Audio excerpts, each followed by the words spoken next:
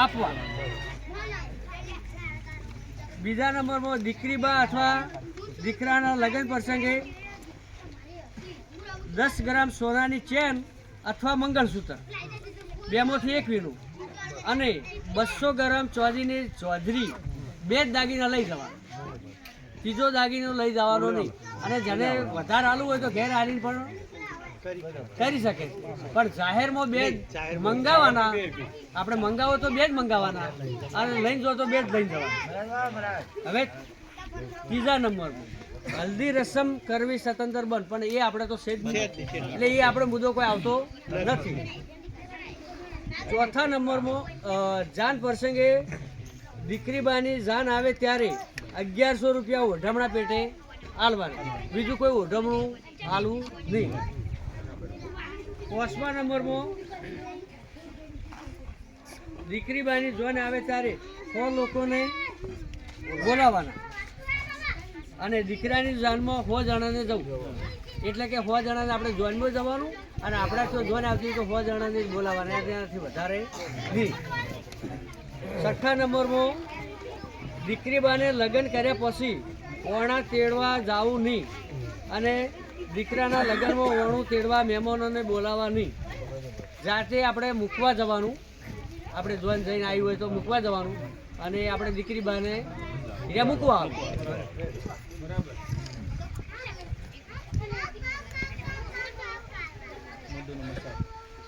મુદ્દા નંબર 7, દીકરીબાના મોમેરામાં રોકડ રકમ 11,000થી લઈ અને 1,11,000 રોકડ રકમ આપવી રકમ, અને પુરગતમાં રસોડા શેડ અને બેડું આપવું, તથા ઓઢમણામાં કાપડ કોઈએ લઈ જવું નહીં.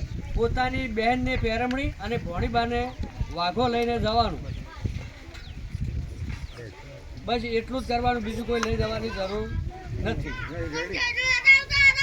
અને આપણે કોઈ મધુરી લઈને આવે તો એ રીતે જ પાડવાનું. હવેથી મધુરી લઈને આવે તો એ રીતે જ મંગાવવાનું, એ રીતે વર્તન એટલું જ રાખવાનું. પછી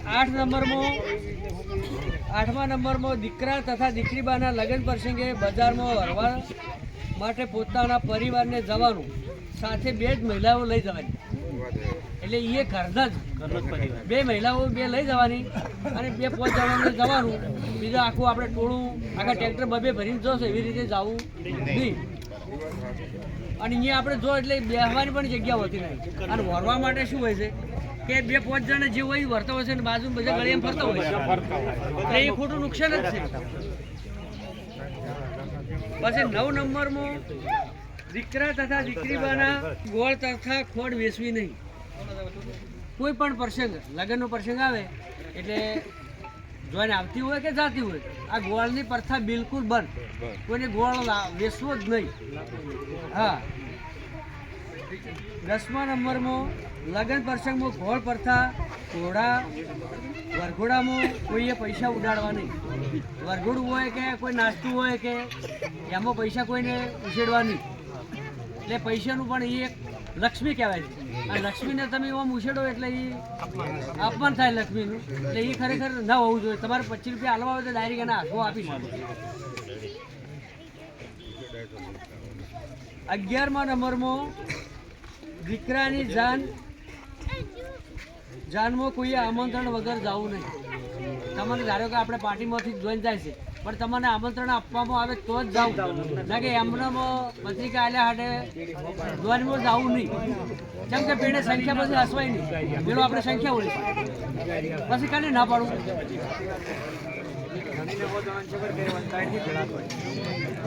12 નંબરમાં દીકરીબા તથા દીકરાના લગ્નમાં પત્રિકાની જગ્યાએ કાર્ડ છપાવવું, અને પોતાના પરિવારના નામ લખવાના, બીજા કોઈ નામ લખવાના નહીં. એટલે કાર્ડની અંદર બધું અમારી રહે. 13 નંબરમાં મોમેરું લઈને જઈએ ત્યારે વાળવાની પ્રથા બંધ, અને દીકરીબાએ પિયર પક્ષમાં ઓઢમણું આલવું નહીં. ધારો કે આપણે અહીંથી મોમેરું લઈને ગયા છે તો એ વાતના અમુક જગ્યાએ વાળતા હોય છે, પણ એ વાળવાનું આપણે સ્વતંત્ર બંધ રાખેલું છે. અને દીકરીબાએ પિયર પક્ષમાં કોઈ એક પણ ઓઢમણું આપણે આપવું નહીં કે લેવું નહીં. હવે 14 નંબરમાં દીકરી બા તથા દીકરાના લગ્ન પ્રસંગે દારૂ તથા જુગાર અને ડીજે પાર્ટી સ્વતંત્ર બંધ રાખવામાં આવી છે. દારૂ, જુગાર અને ડીજે વરઘોડામાં ના લાવવાનું કે ઘેર આ પાર્ટી રાખો એમાં પણ આ ડીજે કોઈને લાવવું નહીં. આ દરેક માટે છે. હા, અને ગામમાં ખરેખર આપણે કર્યું પણ દરેક સમાજને હરિઓનું પાલન કરવું પડશે. દરેક સમાજને થોડાક દરેક સમાજ આ ગામ લેવલની વાત છે. હા, દરેક સમાજ ગામની અંદર દરેક સમાજ આવી છે અને દરેક સમાજને આ બંધારણનું પાલન કરવાનું રહેશે અને દરેક માટે સારું જ છે.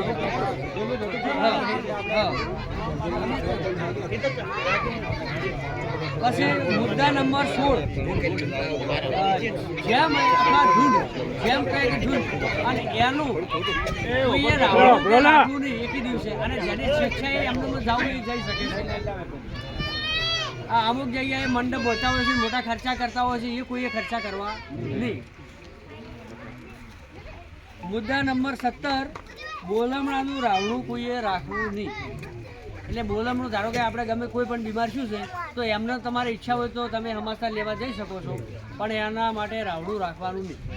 રાવણું રાખો એટલે ખર્ચા મોટા થાય અને ધારો કે કોઈને અત્યારે ટાઈમ ના હોય તોય પણ જવું પડે. એટલે એના માટે કરી આ સમયના અભાવે અને ખર્ચ ઓછા થાય એના માટે કરીને આ બધું બંધારણ કરવામાં આવ્યું છે. મુદ્દા નંબર 18 રાવણામાં અફણ કહુંબો ગાળવો નહીં. વાકરી કે અફણ કે રસ કોઈને રાખવો નહીં કોઈ પણ પ્રસંગમાં. અને જેને પીવું હોય તો પોતપોતાના ઘેર પી શકે છે. કોઈને બંધણ હોય તો પોતાના ઘેર પી શકે.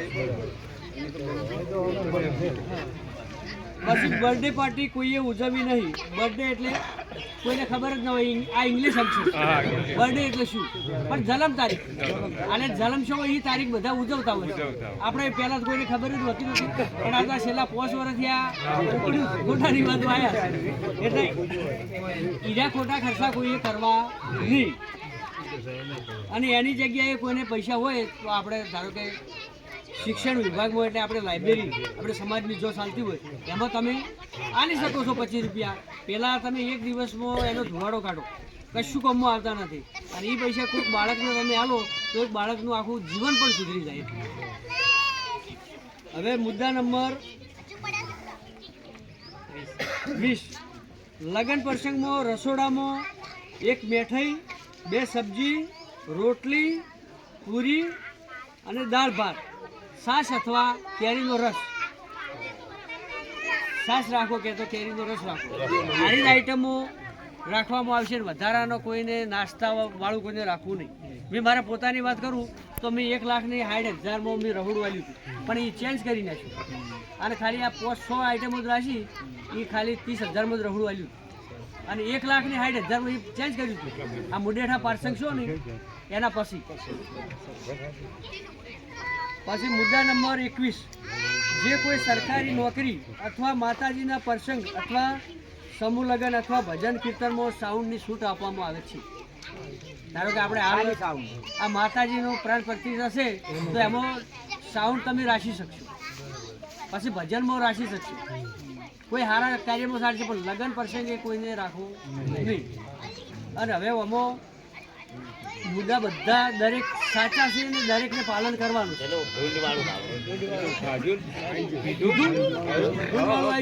હવે એક મુદ્દો એવો છે આમાં લસ્યો નથી પણ ખરેખર એ વિચારવા જેવો કે જેને કોઈ પણને જોઈન જાતી હોય કે મોમેરું જાતું હોય તો પાછળથી કોઈને બાઇક લઈ અને જોઈનમાં જવું નહીં. અને એને જવું હોય તો ઘર જાણી એમને ગાડી સ્પેશિયલ કરીએ છીએ 5 જણ માટે, પણ કોઈને બાઇક લઈને જવાનું નહીં. બાઇક લઈને જો એટલે શું છે અડાસાડીમાં જતા હોય એટલે એનું માપ રહેતું નથી. અને આ જીવનનો સવાલ છે. એટલે આ મુદ્દો ખાસ કરીને દરેકને કહેવામાં આવે કે બાઇક લઈને કોઈને મોમેરામાં કે જોઈનમાં જવું નહીં. જવું હોય તો ગાડી સ્પેશિયલ એમના માટે કરશી ઘર જાણી અને ગાડીમાં જવું.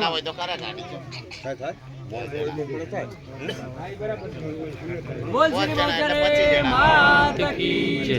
તો આ મુદ્દા હવે બધે દરેકને મંજૂર છે. આખા ગામને પૂછવામાં આવે છે કે આ મુદ્દા જે કીધા એ મંજૂર હોય તો આ માતાજીની સાક્ષીએ બે હાથ ઊંચા કરીને પાલન કરતા હોય તો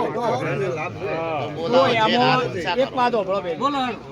હવે આપણે ચોરીયાની કંકુતરી આલી હા. એની ઓઢમનું આલું કે ના આલું? છોડીને તો ઓઢમણું હાલવાનું હાલવાનું છોડીને આપણે એની હોય એટલે આપણે એટલે થોડી ઓઢમનું માગી આપે. ઈ તો હાલવું પડે. એ તો ચેડથી હાલવાનું આથી શું છે કે હવે અમારે ઓઢમણા ગઈ નહીં, એ થોડી એમને એમ થાય.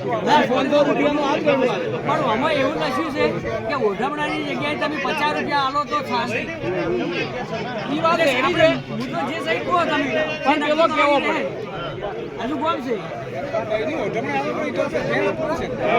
કહું છું કે આ જે મુદ્દા છે આ બંધારણનો અમલ ના કરે એના ઇન્ડિયા કોઈને જાવું નહીં એવું લખ્યું છે.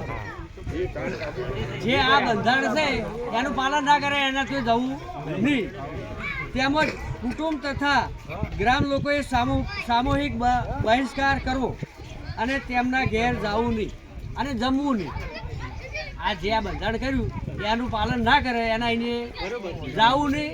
અને જાવું તમે જો ધારો કે મારા ઇન્ડિયા જાયા અને હું ડીજે વગાડું તો એને કોઈ પણ જગ્યાએ જમવું નહીં, હા જાઓ. ઊભું થઈ જવાનું. આ એવા અમુક નિયમ લખ્યા છે. આ 21 મુદ્દા છે બધા. અને એ ઓમ ખરેખર પાડો તો પડાય એવા જ છે. આ દરેક માટે છે. કેવું ખબર છે? દાડે દાડે મોંઘવારી વધે જાય છે. ધારો કે તમે એક જ વાત કરો, એક વાત કરો કે ધારો કે દાગીના વાળી વાત છે, દાગીના તમે 500 દાગીના મગાવી અલે આ તો એકદમ હો ભાઈ. ઈ મને તો પણ એને બચેલો જ પણ આપણે કેમ મુંડેડી એકલો પડ્યા? આ તો બીજે જ આવવું પડે.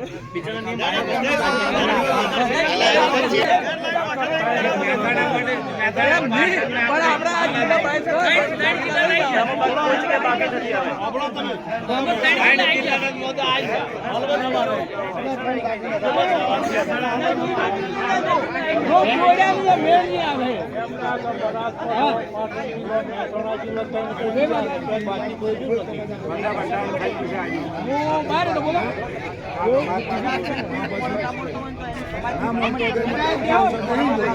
ના બોલતો હોય તો દરેક ને ભેગા થઈને કહેવું પડશે.